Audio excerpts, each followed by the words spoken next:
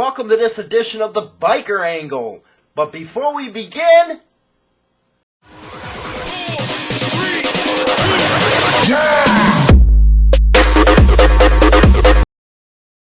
And welcome to this edition of the Biker Angle. It is 10/12/2018. And boy, is it lighting up here in Chicago, man. Going to be in the lows of the 20s later this week. Yes, fall is way gone and winter is upon us here in freaking Northern Illinois. Let me tell you. But today we got a subject for you.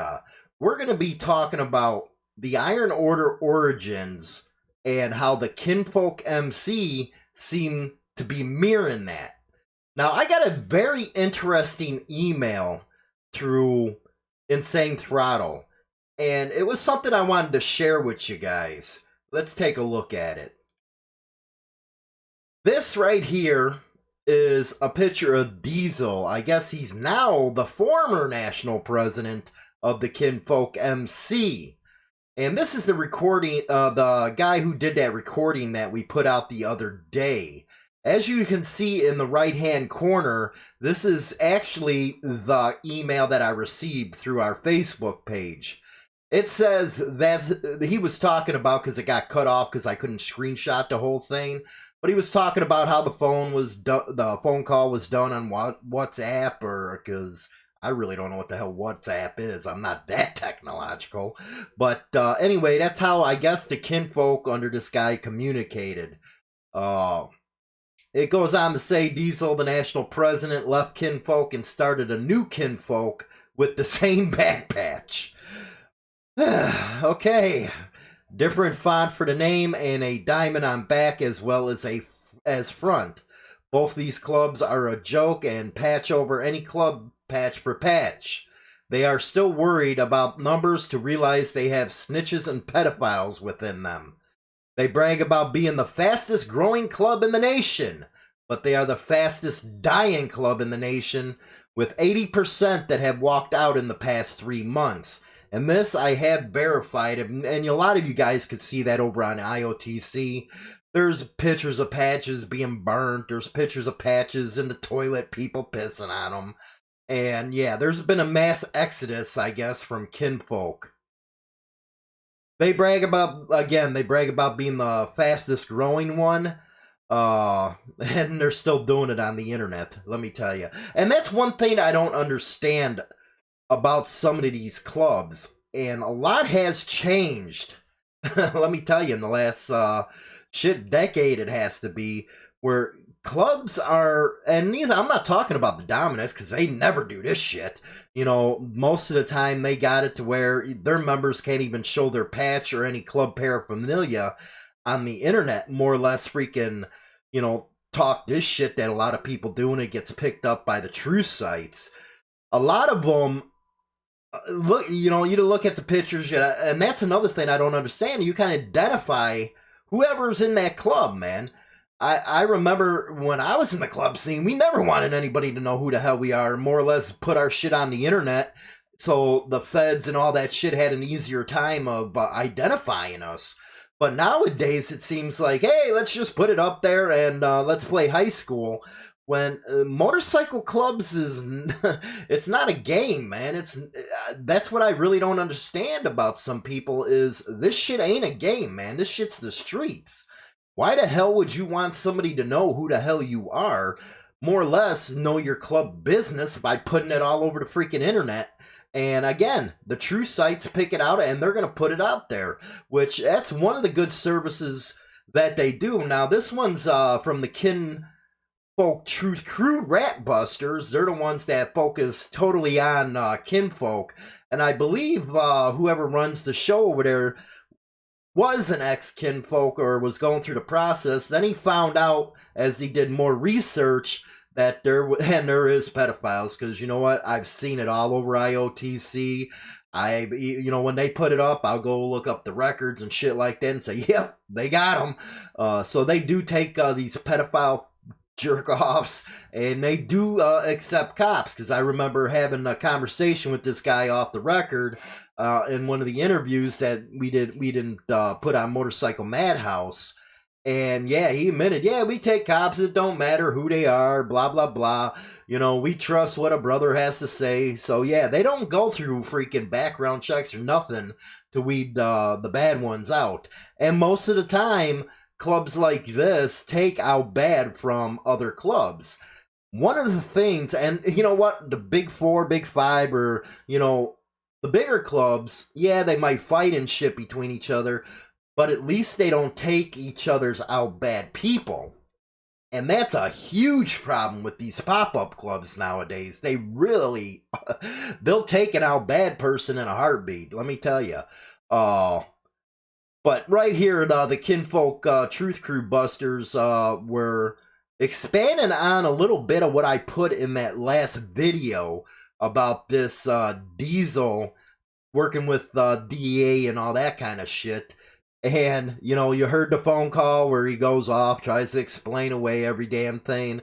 And I'm just sitting here, you just see me in the video, yeah, whatever. Dude, that's a rat straight up in a heartbeat right there, man. You could tell. And let me tell you, if you're subpoenaed during a criminal court case, especially one that these guys were, they're not going to let you stake out in a motel for 2 months and just let you go while the trial goes on. That shit don't happen in criminal cases, and especially a RICO type case, man. That shit just don't happen. So, yeah, nice try on that. But let's see here what Kinfolk put about the Ratbusters now, not the club. But 0 arrests, no criminal record, out bad 10 people are in prison as a result of his deals. Now, the 10 people, I know there was about 4 or 5 in Colorado, and I know there was an ongoing case that he clammed up real hard about that was coming out of Vegas when I brought it up, because we do our background checking here at Insane Throttle, and boy did he hush up, because he didn't think that nobody knew about them cases out west, but we did. So he clammed up real good, so something must have went down in those territories where they got the 10. But back over to the email over here, just figured I would let you know that there are 2 separate Kinfolk in the same states ran by 2 different people wearing the same patches.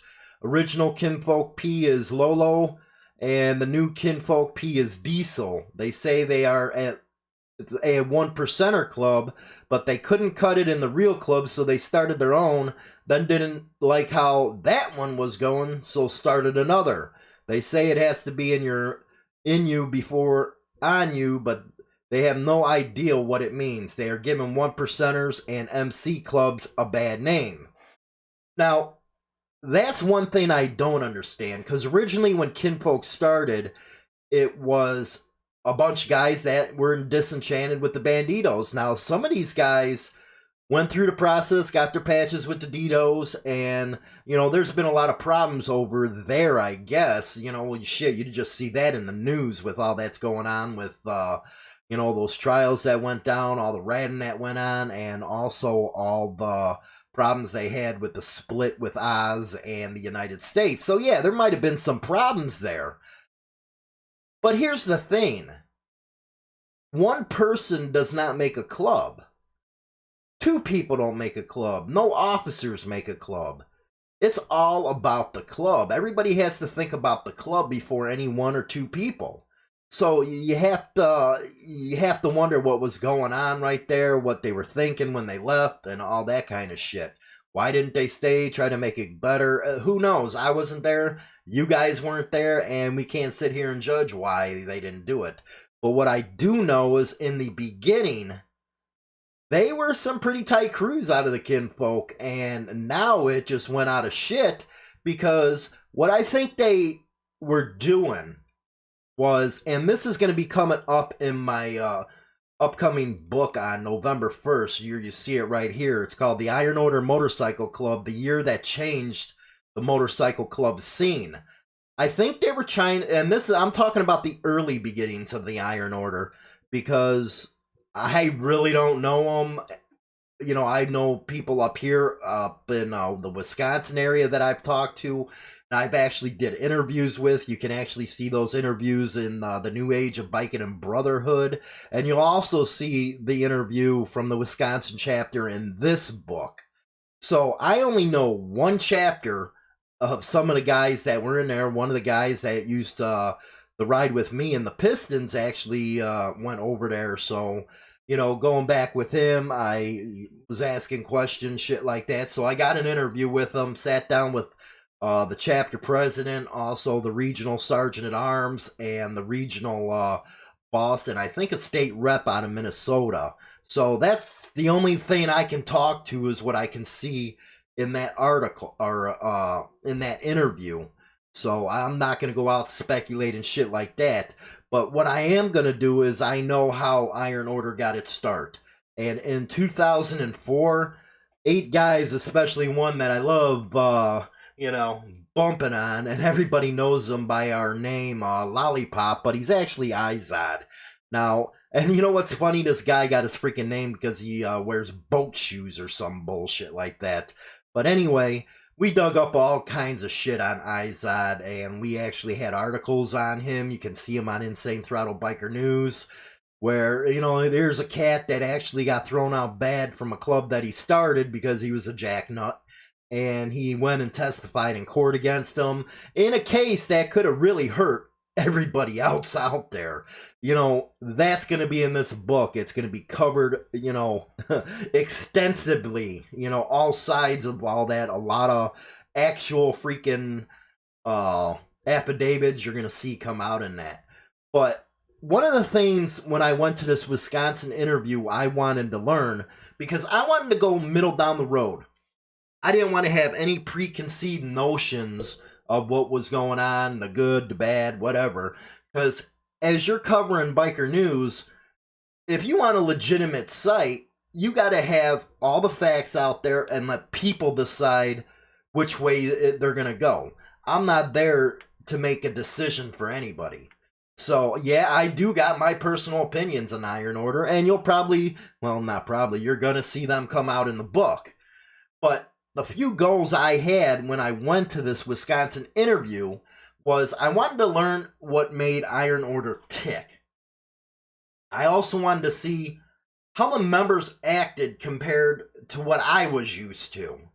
I also wanted to see, what was the draw to Iron Order? Why someone, from, say, a big 1%er club that were members would decide to go and leave that club and go to Iron Order. I also wanted to see how they thought about the reputation that they've been attached to. And finally, I wanted to see how the officers themselves looked at how the club was being ran. Because we all know in 2004, when Lollipop and his gang of fucking 8, or whatever they call them, the boat loafer, ass monkey Mr. Wizards out there, because Lollipop, he actually went out there and claimed that, he was riding with the Outlaws and shit like that down south.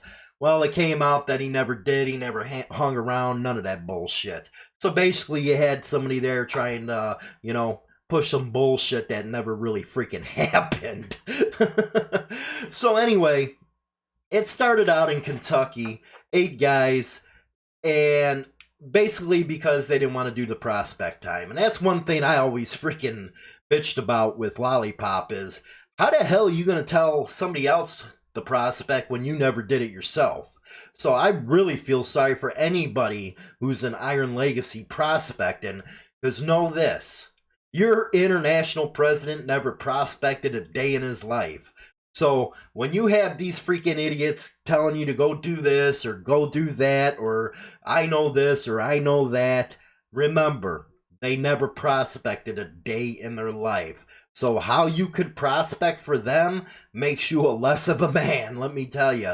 Because if they can't do it, you shouldn't do it. Because the number one rule in prospecting is, if a member comes up to you and tells you to do something, they better damn well be able to do it themselves, man. Because you know what, there's a lot of people that I've challenged over the years when I prospected. They tried to tell me to do some stupid outlandish shit, and I said, okay, as soon as you do it with me. And it shut down from that fucking point on. You got to remember you're a man when it comes to motorcycle clubs, man. Don't ever let down your manhood or your dignity when it comes to prospecting. Yeah, you're going to have to take the resin and all the bullshit, but never let down yourself. You know, you have to have pride in yourself, man. Don't be no bitch, and sure to hell don't let who you are down. But anyway, they started out because they couldn't prospect for another club. They wanted to skirt around the prospect period, and they claim, well, it's because, you know, we didn't want to follow this or we didn't want to follow that. No, that's horse shit. They just couldn't do the prospect time because they were chicken shit. That's what it comes down to. The internet in 2004 wasn't as relevant as it is today, but hey, you know, them guys, most of them freaking working for corporations and white suits and all that bullshit, were using the internet to market it. I remember one thing Lollipop had to say where I think it was April they opened up, and next thing you know they had charters everywhere else. Well, they used the internet for that bullshit. That's all they did. They didn't confirm anybody. It was a mail order type of fucking thing, and they just gave the patches away. And that's how they grew. There's no doubt about it. That's how they freaking grew. We're not going to lie. We're not going to bullshit you. That's the way it is. Now, when I talk to the people in Wisconsin, do they do that? The people in Wisconsin, they don't. They actually make you go through a hang-around period and a prospect period before you even get in. And I think that's the whole Wisconsin region. Again, I can't talk for the rest of the Iron Order because I just can't, because I don't know anybody else outside the Wisconsin people. But that's the way they had it. Look, Elkhorn had their the chapter pretty damn tight. So, but again, I don't know if that's nationwide. But what I think the Kinfolk did after some of these guys left, and there started being some trouble with the dominant down there, or the club they just left, is they had to grow as fast as possible to get the numbers.